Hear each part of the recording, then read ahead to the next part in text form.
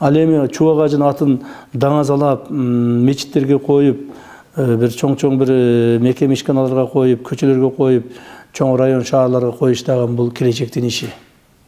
Келечектин иши. Буюрса биз муну дагы аткарабыз, көбөйтөбүз.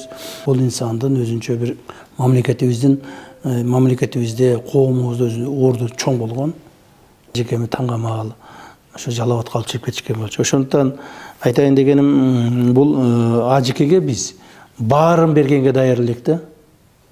Бул дүйнөдө эмне мүмкүнчүлүгүбүз болсо, баарын ажекеге берип, ушу ажекени сактап калууга даяр элек.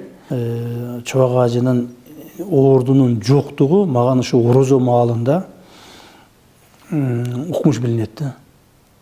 Ошол эле мезгилде коомубузга, жаштарыбызга, келечек муунга бул кишинин айткандары мурас бойдон калыш керек да.